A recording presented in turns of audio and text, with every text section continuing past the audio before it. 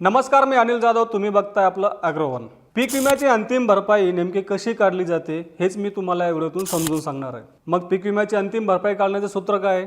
तर सूत्र आहे पीक विम्याची अंतिम भरपाई म्हणजेच उंबरठा उत्पादन वजा सरासरी उत्पादन भागिले उंबरठा उत्पादन आणि गुणिले विमा संरक्षित रक्कम.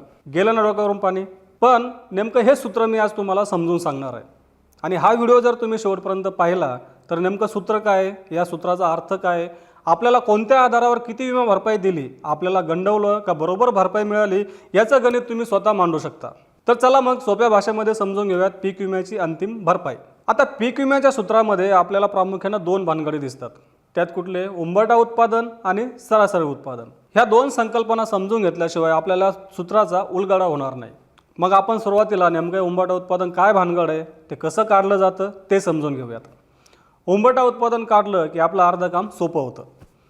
तर उंबरठा उत्पादन काढण्यासाठी आपल्याला माहीतच आहे की आता मागच्या 7 वर्षांचा विचार केला जातो.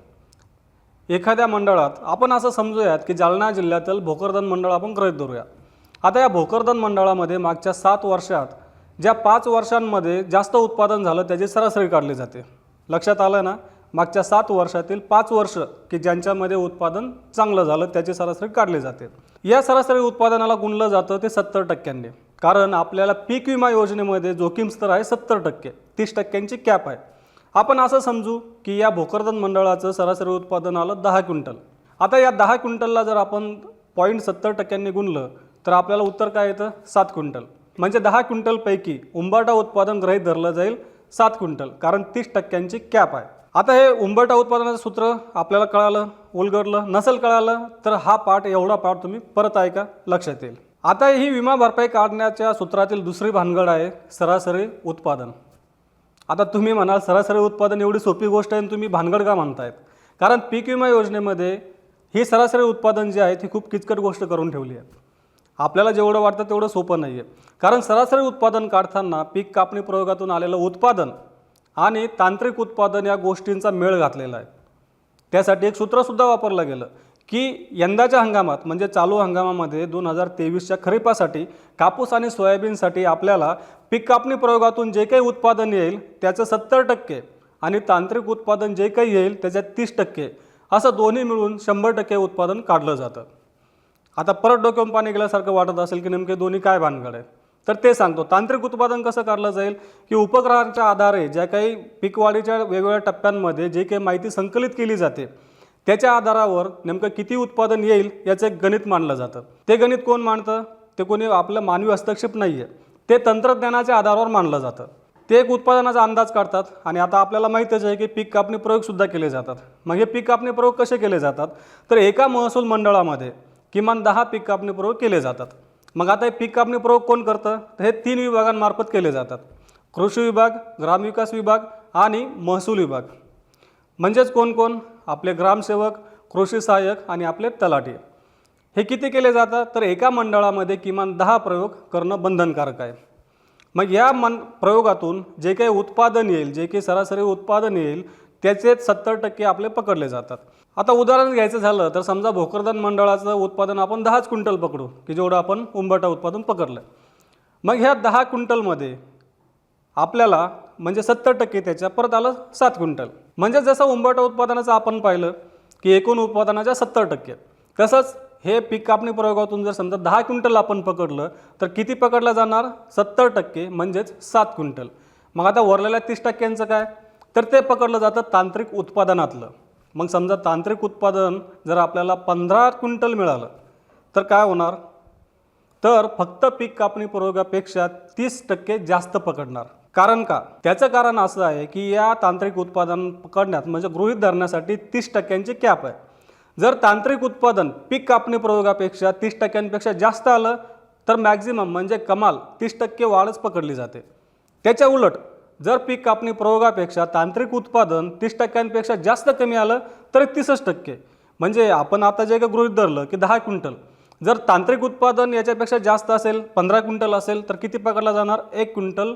म्हणजेच तांत्रिक उत्पादन जर 15 क्विंटल आपण गृहीत धरलं तर किती पकडलं जाणार? 13 क्विंटल. कारण पीक कापणी प्रयोगातून जे उत्पादन आलं ते किती आहे? 10 क्विंटल. मग त्याच्या उलट जर समजा तांत्रिक उत्पादन जर 6 क्विंटल आलं तर ते 6 क्विंटलने पकडणार, कारण 30% कॅप आहे. मग ते किती पकडणार? 7 क्विंटल. आता एक क्लिअर झालं तांत्रिक उत्पादनाचं. मग आता सरासरी उत्पादन कसं काढलं जाणार?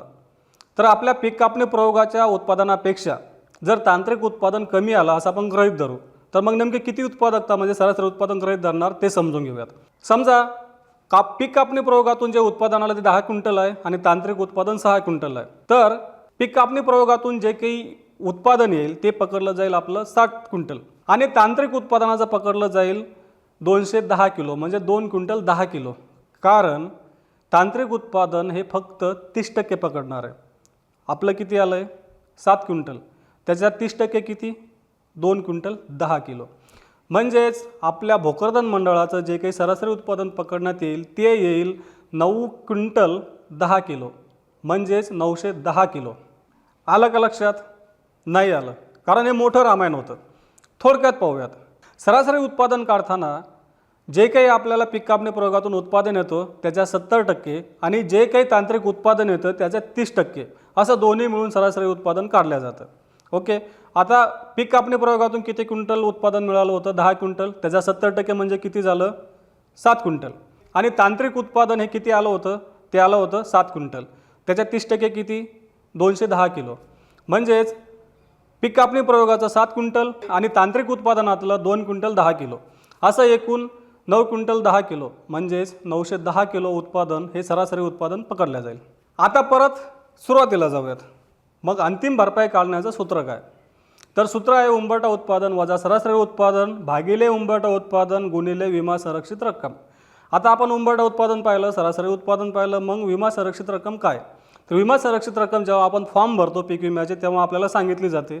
जालना जिल्ह्यासाठी किती आहे? 55,000 रुपये प्रति हेक्टर. मग हे सूत्र कसं येईल? हे सूत्र येईल उंबरठा उत्पादन 10 क्विंटल वजा सरासरी उत्पादन 9 क्विंटल 10 किलो भागिले 10 क्विंटल उंबरठा उत्पादन गुणिले 55,000 रुपये.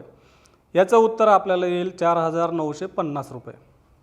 म्हणजेच आता हे सूत्रामध्ये आपण हे सगळे अंदाजित आकडे पकडलेले आहेत. हे आकडे तुम्ही तुमच्या मंडळांमध्ये जे काही आकडे येतील, जे काही उंबरठा उत्पादन येईल, जे काही सरासरी उत्पादन येईल ते टाकून ह्या सूत्रानुसार तुम्ही तुमची भरपाई स्वतः काढू शकता. दुसऱ्या शेतकऱ्यांना सुद्धा समजून सांगू शकता. जर हे सगळं किचकट अजूनही लक्षात आलं नसेल तर व्हिडिओ सुरुवातीपासून पहा. तुम्हाला या व्हिडिओमध्ये सविस्तर या गोष्टी समजावून सांगितलेल्या आहेत. तर अजून काही आपल्याला अडचणी असतील तर आम्हाला कमेंट बॉक्समध्ये नक्की कळवा. तसंच रोज सायंकाळी 8 वाजता मार्केट इंटेलिजन्स या सेगमेंटमधून आपण पीक विमा, दुष्काळ आणि शेतीमाल बाजाराविषयीची माहिती रोज देत असतो. त्यामुळे आपल्या ॲग्रोवनच्या यूट्यूब चॅनलला नक्की सबस्क्राईब करा आणि हा व्हिडिओ जास्तीत जास्त शेतकऱ्यांपर्यंत पोहोचवण्यासाठी लाईक आणि शेअर करायला विसरू नका.